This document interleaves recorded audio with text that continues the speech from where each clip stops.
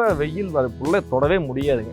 500 litre barrel ஜீவாமிரதங்க, 200 litre மீன் அமிலம் விடுவோங்க. Government கிட்ட கொக்கோக்கான்னு சொல்லிட்டு இருக்குங்க. அதுவாக மாட்டு யூரின் இருக்குதுங்க. யூரியா பார்த்தா வாரம் 200 லிட்டர் வருங்க. அதுலேயே மைக்ரோ நியூட்ரிஷன் எல்லாமே வந்துருங்க. சாணி ஒரு 4-5 கால்நடை இருக்குங்க. அப்புறம் கோழி எரு நம்மளோட ஷெட்லேயே இருக்குதுங்க. அந்த முட்டைக்கோழி அந்த பக்கம் கூட கொண்டு போகணும். மரத்தொட்டியே போட்டுருவோம். மரத்துக்குள்ள நடுவில் போட்டு 2 நேரம் நடுவில் போட்டுருவோம். ட்ரிப்பஸும் அது மேலேயே போட்டுருவோம். இது வந்து பார்த்தீங்கன்னா சத்தும் ஆயிக்கும். நம்மளால தண்ணிக்கெல்லாம் கொஞ்சம் சில மழை இப்போ பருவமழை போயிட்டுன்னா கொஞ்சம் சிரமமாயிருங்க. அதில் நீர்பிடிப்புக்கு அது பயன்படுத்திக்கும். இப்போ மூடாக்கு பார்த்தீங்கன்னா இவ்வளோ ஹைட்டுக்கு இருக்குங்க ஒவ்வொரு மரத்துக்கிட்டையும் மூடாக்கு. அதனால கண்டிப்பாக வெயில் அதுக்குள்ளே தொடவே முடியாதுங்க.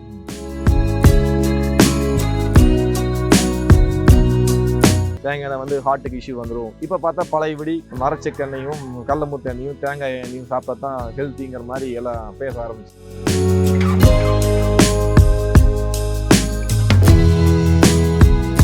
ஃபர்ஸ்ட் வந்து கோழியினுடைய வளர்ப்பை பற்றி நம்ம பார்த்துட்டோம். இப்போ வந்து தென்னை மரத்தினுடைய வளர்ப்பும் அதனுடைய அனுபவத்தை பற்றி நம்ம இன்னைக்கு இந்த வீடியோவில் பார்ப்போம். வணக்கங்க, என் பேர் முத்துப்பிரகாஷ். நான் பொள்ளாச்சி தாலுக் அவலப்பட்டி கிராமத்தை சேர்ந்தவனுங்க. நம்மளுக்கு தென்னை தான் பிரதான விவசாயங்க. ஒரு 30 இந்த மரத்துக்கு பார்த்தீங்கன்னா 30 வருஷம் பயிருங்க.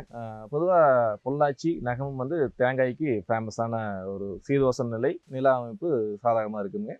நம்மளும் 30 வருஷமாக இதான் பண்ணிட்டு இருக்கோம். கூடு பயிரை ஜாதிக்காய் பண்ணியிருக்கோங்க.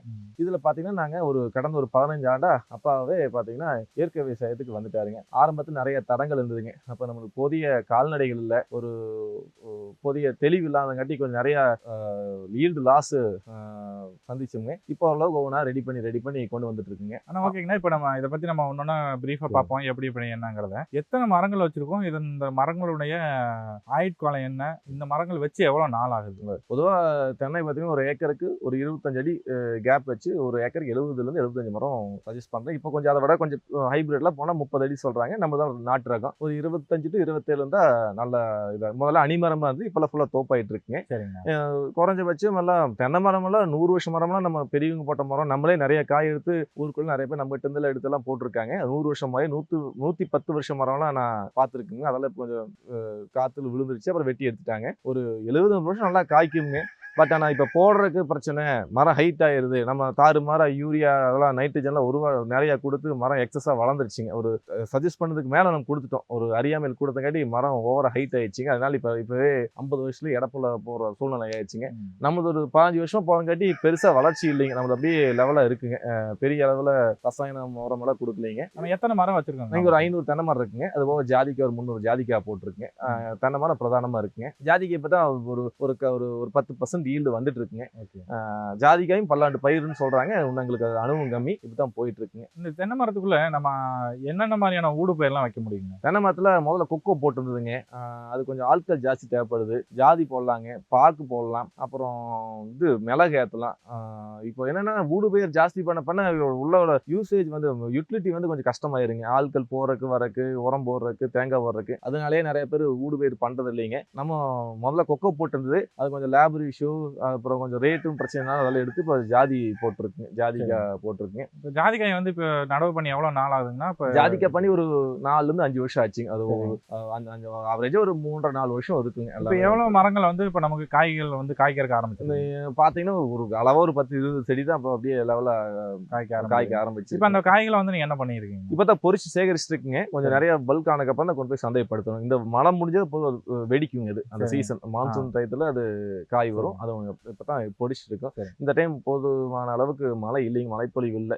தென்மேற்கு பருவமழை பெருசா இல்லைங்க. நல்லா பீக்கில் பெய்ய வேண்டிய காலத்துல இப்போ லைட்டா வெயில் அடிச்சுட்டு இருக்குங்க. நான் ஏன் இயற்கை விவசாயம் அப்பா ஆரம்பிச்சாங்கன்னா, அவர் ஒரு அது மேல ஒரு ஈர்ப்பு, இயற்கை விவசாயம் ஒரு ஈர்ப்பு. அது ஏதோ பண்றோம், நல்லது பண்றோம் நினைப்பது ஆரம்பிச்சாங்க.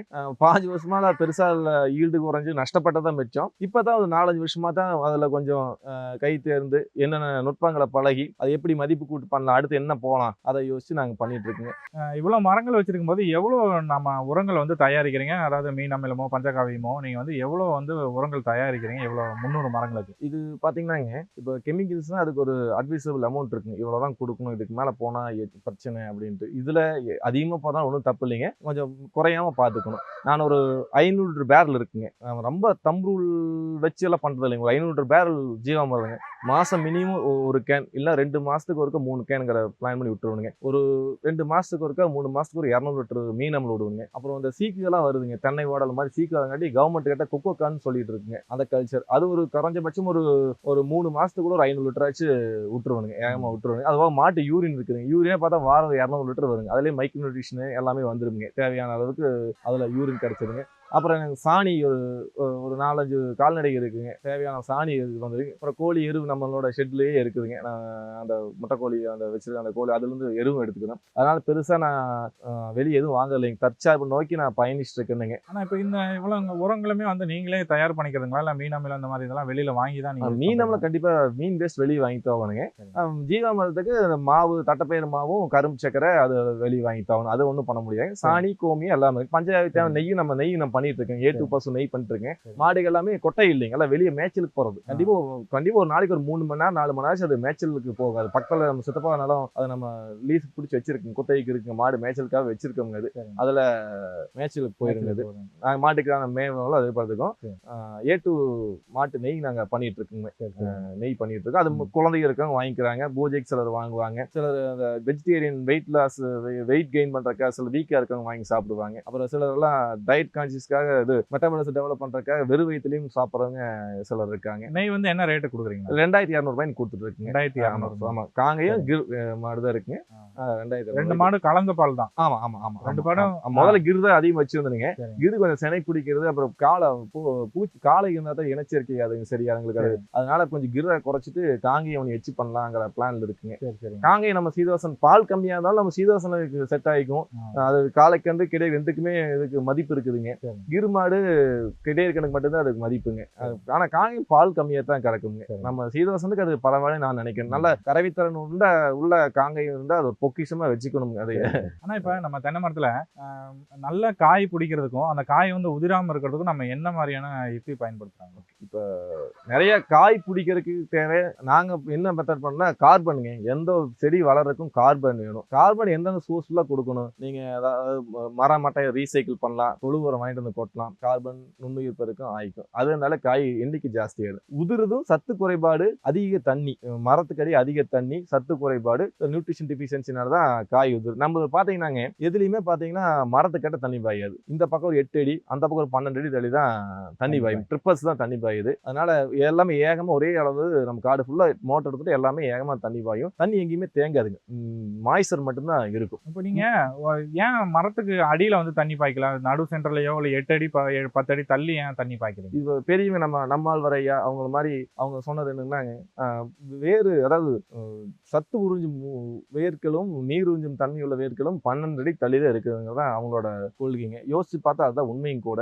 நம்ம அந்த தாங்கி பிடிக்கிற வேர் மட்டும்தான் மரத்தடி இருக்கு. அங்க நம்ம தண்ணி விட்டு மரத்தை வீக் பண்ணி வேரையும் டேமேஜ் பண்றதுக்கு தள்ளி விடுறது நல்லது. இப்ப கேரளா மாடல் மாதிரி நோய்கள் வரக்கு மெயின் காரணமே விவசாயிகள் தண்ணி கொண்டு கிட்டவே பாய்ச்சிட்டே இருக்காங்க. அதிகமான கோழியை கொண்டு மக்க வைக்காத உரங்களை கொண்டு வந்து கொட்டி மரத்தை கெடுக்கிறாங்க. தேவையில்லாம அதிகமான ரசாயன உரங்கள் கொடுக்குறாங்க. இதனால கவர்மெண்டோட மானியமும் வீணா போகுது, மரமும் கெட்டு நம்மளோட பொருளாதாரமும் வீணடிச்சு போகுதுங்க. அதை வாங்கி சாப்பிட்ற மக்களுக்கும் இப்ப பாத்தீங்கன்னா தென்னை மரத்துக்கு சில மருந்தெல்லாம் கட்டுறாங்க. வாடல் நோய்க்கு அது மருந்தெல்லாம் கட்டுறாங்க. அதெல்லாம் நம்ம ரொம்ப ஒரு எப்படி சொல்றதுங்க, அது மக்களுக்கு பாதிப்பு, விவசாயிக்கும் பாதிப்பு, அதை வாங்கி சாப்பிட்ற நுகர்வோருக்கும் ஒரு பாதிப்புங்க. ஆனா இப்ப மீன் அமிலம் பாத்தீங்கன்னா தண்ணி மூலமா நீங்க ட்ரிப்ளிகேஷன்ல கொடுக்குறீங்க.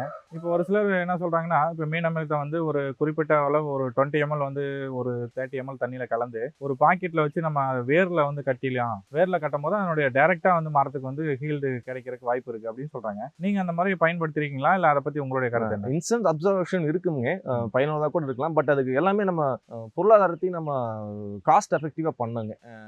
இதுக்கு அது கட்டுறதுக்கு பாத்தீங்கன்னா அதுக்கு ஒரு லேபரு, அதை சோர்ஸ் பண்றதுக்கு எல்லாமே செலவு ஜாஸ்தியா போயிட்டு இருக்கு. அது கடைசி வரைக்கும் பண்ண முடியுமான்னு தெரியலைங்க. நம்ம தேங்காய் பாத்தீங்கன்னா ஒரு கால் நல்ல ரேட்டுக்கு விற்குது, சிலின் குறையுது. அதனாலங்க பினான்ஸையும் நம்ம கொஞ்சம் ரெகுலைஸ் பண்ணுங்கிறதுக்காக நான் எல்லாமே இதுல விட்டுருவோங்க. பூஸ்ட் பம்ப் வச்சு ட்ரிப்ல விட்டுருவோங்க. ஆள் செலவு கம்மியா இருக்கு. ஆட்களும் நல்லா பணமே கொடுத்தாலும் யாரும் வேலை செய்யறதுக்கு அவ்வளோ இல்லைங்க. எல்லாமே விவசாய தொழில் விட்டு வேற தொழிலுக்கு போக போக ஆரம்பிச்சிட்டாங்கல்ல. இது 2ஆம் பட்சம் 3ஆம் பட்சமா பாக்குறாங்க. மாடு மேய்க்கிறது, சாணி அள்ளுறதெல்லாம் ரொம்ப ஒரு சபிக்கப்பட்ட தொழிலா கருத ஆரம்பிச்சிட்டாங்க. அது வடநாட்டுல இருந்து வராங்க, அவங்களும் சம்பளம் அதிகமா கேட்கறாங்க. இது எந்த அளவுக்கு கொண்டு போக முடியும் தெரியல. பட் தான் நம்பிக்கையோட போயிட்டு இருக்கோம். நாங்க வேலை செய்யறதுக்கு ரெடியா இருக்கணும். நம்ம செஞ்சு ரெடியா இருந்தா தான் இதுல சரி. ஒரு நாளைக்கு ஒரு வாரமே ஆள் கிடைக்கலையா, நம்ம அந்த வேலையில கால்நடையிலயோ எதையும் நம்ம பராமரிக்கிற மனநிலை நம்மளுக்கு வேணுங்க. ஆனா இப்ப மரத்துல இப்ப ஒரு கொலையில வந்து முன்ன வந்து நீங்க கெமிக்கல் பயன்படுத்தும் போது ஒரு குறிப்பிட்ட அளவு தான் காய் பிடிச்சிருக்கும். இப்ப நீங்க நாட்டு ரகமான மருந்துகள் பயன்படுத்தும் போது எவ்வளவு காய்கள் வந்து ஒரு கொலையில பிடிக்குதுங்க? ஒரு கொலைகளை பிடிக்குது எப்படி, அதை விடங்க ஒரு மரத்துக்கு ஆவரேஜ் 120 காய்ங்க. நம்ம எப்பவுமே தென்னை பார்த்தீங்கன்னா ஒரு வருஷ எல்லாம் ஆவரேஜ் எடுத்தா கரெக்டாகி வராதுங்க. ஒரு சில டைம் மழை சீதோசனம் செட் ஆயிருக்கும், சில டைம் செட் ஆகும். 5 வருஷத்துக்கு ஆவரேஜா ஒரு 120 காய் வந்தாலே நான் அதை போதும் நினைக்கிறேங்க. ஏன்னா காய் நிறைய இருந்தால் வறட்சிக்கு தண்ணி ஜாஸ்தி தேவைப்படும். இப்போ 10 வருஷத்துக்கு ஒருக்கா எல்லினோ, முதல்ல அது தெரியாது. 10 வருஷத்துக்கு ஒரு வறட்சி வரும்னு நம்ம எல்லாத்துக்கும் தெரியும். இப்போ அதுக்கு எல்லினோ தான் காரணம், ஏதோ ஒரு காரணம் சொல்றாங்க. ஓகே, கரெக்ட் தான், அதை அக்செப்ட் பண்ணிட்டு ஆகணும். அதனால 5 வருஷத்துக்கு ஆவரேஜா பார்க்கணுங்க. தண்ணி நம்ம சில நேரத்துக்கு இல்லாம போயிருது, மழை போய் பெற்றுருது, நம்ம பாசனங்கள்லாம் இல்லைன்னா ஒன்றும் பண்ண முடியாது. அப்ப பாத்தீங்கன்னா ஒரு ஆவரேஜா 120 காய். 5 வருஷத்துக்கு 120 காய்னா எத்தனை நாள்? 5 வருஷத்துக்கு, ஒரு வருஷத்துக்கு 120 காய். ஒரு வருஷத்துக்கு 120 காய். ஆனா 5 வருஷத்துக்கு தான் ஆவரேஜ் பண்ணணும். அப்பதான் அக்யூரசி வரும். அக்யூரசி வரும் சொல்றேன். ஒரு வருஷத்துக்கு இந்த டைம் எல்லாமே செட் ஆயிருக்கும். போன டைம் மழை கம்மியா இருக்கும், காப்பு கம்மியா இருக்கும். இந்த டைம் மழை எல்லாம் கரெக்டா செட் ஆயிருக்கும், மரத்துக்கு நியூட்ரிஷன் அபண்டன்ட்டா இருக்கும், நிறைய காய் காய்க்கும். அதே அடுத்த வருஷம் காய்க்கும்னு சொல்ல முடியாது. ஆவரேஜா 120 ஸ்லோவா ப்ரோக்ரஸ் அப்படியே போயிட்டே இருக்கும். ஆனா இப்ப நம்ம மரங்கள்ல வந்து அந்த பூச்சி தாக்குறதோ இல்ல அந்த வண்டு சொல்லுவாங்க, தென்னை மரத்தை வண்டுன்னு சொல்லுவாங்க, அந்த வண்டு தாக்குறதோ இருக்கா? இல்ல அதுக்கு எப்படி நீங்க பிரிகாஷன்? வண்டு தாக்குதலுக்கு காரணம் பாத்தீங்கன்னா அந்த மரத்துல காயம், அது மாதிரி இப்ப ரொம்ப நைட்ரஜன் சோர்ஸ் ஜாஸ்தியானாங்க, செயற்கை உரங்களை கூட ஜாஸ்தியான மரம் பச்சையா இருக்கும். அது மாதிரி மரங்களுக்கு பூச்சி தாக்குதல் அதிகமா இருக்கும். இதுக்கெல்லாம் பாத்தீங்கன்னா நார்மலா தான் இருக்கும். அதாவது இயற்கைக்கு புறம்பா எது இருந்தாலும் ஏதோ ஒரு பிரச்சனை அழிவு நம்ம நோக்கி சந்திச்சுதான் ஆகணுங்க. எதுவுமே ஒரு வண்டை கவரணும்னா அது ரொம்ப பச்சை தண்ணியோடு இருக்கணும். அதுதான் வண்டை ஈர்க்கும். நம்மளது வேலை அந்த அளவு. இதுலயும் பிரச்சனை வருங்க, 100% எதுலையுமே வராதுன்னு சொல்ல முடியாது. பட் இதுல கொஞ்சம் தாக்கம் கம்மியா இருக்கு. நம்ம மரங்களை பாத்தீங்கன்னா ரொம்ப ஒரு பசுமையா அப்படிலாம் இருக்காது. நார்மலா ஒரு இயற்கையில ஒரு ஒரு வனத்துல எப்படி ஒரு தேங்காய் மரம் இருக்கும் அது மாதிரி தான் இருக்குது. அந்த அளவுக்கு தான் இருக்கும் இது. ஆனா இப்ப நம்ம இந்த தென்னை மரங்கள் மூலமா வர்ற காய்களை வச்சு நம்ம என்னென்னலாம் பண்றோங்க? நம்ம பாத்தீங்கன்னா முதல்ல எல்லாம் சும்மா அப்படியே எல்லாம் மொத்தத்துல கொடுத்துட்டு இருந்தோம். இப்பெல்லாம் கொஞ்சம் ஒரு பார்ஷியலான போர்ஷனை கன்வெர்ட் பண்ண ஆரம்பிச்சிட்டோம். நாங்களே மதிப்பு கூட்டுக்கோங்க, கொப்பரையாவோ தேங்காய் எண்ணெயாவோ கொடுக்குறோம். நம்ம பார்த்தீங்கன்னா பண்ணுறது இயற்கை விவசாயம். தேங்காயே வந்து இயற்கையை விழுகிற காயத்தை எடுக்கிறோம். நம்ம ஏன்னா எதுக்காக விழுகிற காய் எடுக்குன்னா அது வந்து முதிர்ச்சி அடையும் காய். ஒரு மரத்துக்கு ஒரு கணக்கு இருக்கு. இப்போ முதிர்ச்சி ஆயிடுச்சு, இது வேண்டான்னு முடிவு நினைத்த மரம் கீழே விழுகும். நம்ம போட்டோம்னா அதில் குவாலிட்டி 90% அக்யூரேசி வரும், 10% குவாலிட்டியில் நம்ம எக்ஸ்பெக்ட் பண்ண அளவுக்கு இருக்கு. இது அந்த முதிர்ச்சியாகி கீழே விழுகிற காயை ஒரு இடத்துல சேகரித்து வச்சிருப்போம். இது மாதிரி கருப்பு காயில சேகரித்து வச்சிருப்பேன். சேகரித்து வச்சு அதை ஒரு 2 மாதம் விட்டு அந்த தண்ணி அப்சர்வ் ஆனதுக்கப்புறம் அப்புறம் வந்து அதை உரிச்சு உடச்சு நம்ம சோலார் ட்ரையர் நம்மகிட்டே இருக்கு, அதுல காய வச்சிருவோம். மரச்செக்கும் நம்மளே வச்சிருக்கோம். அதுக்கும் கவர்மெண்ட் சில ஸ்கீம் மூலியமா நமக்கு சப்சிடி மூலியமா அக்ரி மார்க்கெட்டிங் அப்படின்னு ஒரு டிவிஷன் இருக்குங்க, ஒவ்வொரு தாலுக்குலையும் இருக்கோ. அவங்க மூலியமா அதை நாங்க பண்ணுச்சு. அதனால சப்சிடி பர்சன்டேஜ் மூலியமா சப்சிடி கொடுத்து நாங்க சப்சிடி மூலியமா அதை நம்ம பண்ணியிருக்கோம். எவ்வளோ நம்ம மரச்செக்கை வாங்குறதுக்கு உங்களுக்கு எவ்வளோ சப்சிடி எவ்வளோ கிடைச்சதுங்க? எல்லாம் இதுக்கு பார்த்தீங்கன்னா ஒரு 50% சப்சிடியில் பண்ணியிருக்குங்க. சரி. ஆனால் இப்போ நீங்கள் எண்ணெய் ப்ரிப்பேர் பண்ணுன்னு சொன்னீங்க. இப்போ இந்த எண்ணெயை வந்து எந்த மாதிரியான ஒரு முறையில் வந்து நீங்கள் தயார் பண்ணுறீங்க? அதை தயார் பண்ணதுக்கப்புறம் அதை பேக்கிங் பண்ணுறக்கோ இல்லை அது கெட்டு போகாமல் இருக்கிறக்கோ ரொம்ப நீண்ட நாள் அதை வச்சுக்கிறதுக்கோ நீங்கள் அது என்ன பண்ணுறீங்க? இதில் எண்ணெய் பார்த்தீங்கன்னா நம்ம விழுகிற தாயை சேகரிக்கிறோம், நம்ம ட்ரையரில் உடைக்கிறோம், ஆட்டுறோம். அதான் ரொட்டீன். ஓகே, இதில் கெட்டு போகும் ப்ரிசர்வேட்டிவ் ஒன்றும் தேவைப்படுறதில்லை. என்ன காரணங்கன்னா குவாலிட்டியான நட்ஸை போட்டோம்னா குவாலிட்டியான அவுட்புட் வரும். என்ன கொடுக்கும் அது அவுட்புட் வருது. பக்காவாக காய வச்சு சுத்தமான முறையில் ஆட்டி பழுத்த தேங்காய் ஆட்டினாவே எந்த ஒரு குவாலிட்டி இஷ்யூ வராது. குறைஞ்சபட்சம் ஒரு 6 மாசத்துல வச்சுக்கலாம். அவ்வளோ சஜஸ்ட் பண்றதில்ல, நாங்கள் அவ்வளோ சஜஸ்ட் பண்றதில்ல. பட் 6 மாசத்துல ஈஸியாக வச்சுக்கலாங்க.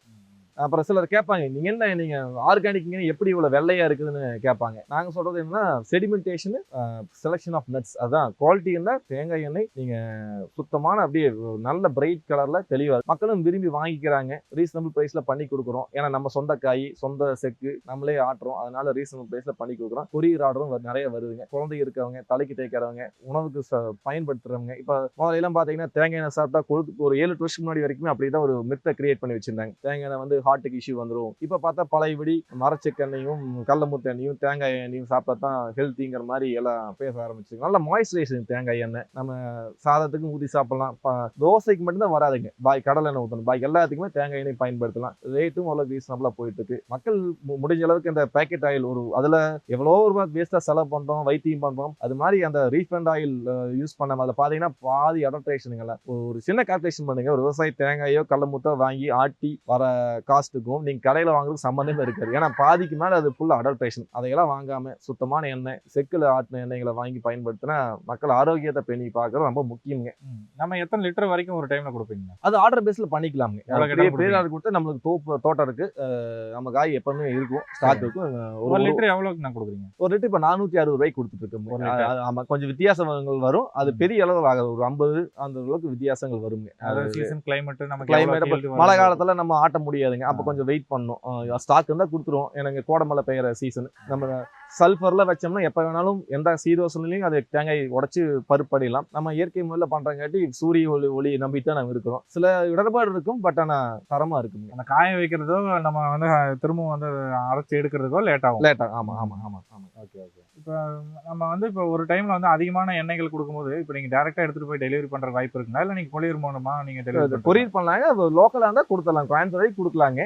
மக்கள் நம்ம கடைகளை விட நம்ம வாடிக்கையாளர் அதிகமா வாங்கியிருக்காங்க. அதனால அவங்களுக்கு ஒரு 5 லிட்டர் 10 லிட்டர் அப்படித்தான் வாங்குவாங்க. அதிகபட்சம் 5 லிட்டர் வாங்குவாங்க. ஒருத்தர் வந்து ஒரு குரூப் ஆஃப் ஃப்ரெண்ட்ஸ் வாங்கினா பல்கா வாங்குவாங்க. அதுக்கு பார்சல் இருக்கு, ஈஸியா பண்ணிங்க. முட்டையே நாங்கள் பார்சல் அனுப்பா, எண்ணெய் ஒன்றும் பெரிய விஷயம் இல்லைங்க, அனுப்பிச்சிடலாம். ஆனா இப்போ நம்ம தென்னை மரத்துல இருந்து வர்ற வேஸ்ட்டோ இல்லை இந்த தென்னை மட்டைகள் இந்த இதெல்லாம் வந்து அங்கேயே வந்து நம்ம கீழேயே வந்து போடும்போது அதனுடைய மூடாக்கு முறை அந்த மாதிரிலாம் சொல்லுவாங்க. இப்போ நீங்க எந்த மாதிரி அதை பயன்படுத்துறீங்க, இல்லை அதை எதனா வேற எதனா வெளியில எடுத்துட்டு போறீங்களா, என்ன பண்றீங்க? நாங்க எதுவுமே வெளியே கொண்டு போறது இல்லைங்க. மட்டை, ஓலை, பாலை எல்லாத்தையுமே எடுத்து ஒரு இடத்துல மரத்தொட்டி, அதுவும் அந்த பக்கம் கூட கொண்டு போகணும், மரத்தொட்டியே போட்டுருவோம். மரத்துக்குள்ள நடுவில் போட்டு 2 நேரம் நடுவில் போட்டுருவோம். ட்ரிப்பர்ஸும் அது மேலேயே போட்டுருவோம். இது வந்து பார்த்தீங்கன்னா சத்தும் ஆயிக்கும். நம்மளால தண்ணிக்கு எல்லாம் கொஞ்சம் சில மழை இப்போ பருவமழை போயிட்டுன்னா கொஞ்சம் சிரமம் ஆயிருங்க. அதுல நீர் பிடிப்புக்கு அது பயன்படுத்திக்கும். இப்போ மூடாக்கு பார்த்தீங்கன்னா இவ்வளோ ஹைட்டுக்கு இருக்குங்க ஒவ்வொரு மரத்துக்கிட்டையும் மூடாக்கு. அதனால கண்டிப்பா வெயில் அதுக்குள்ள தொடவே முடியாதுங்க.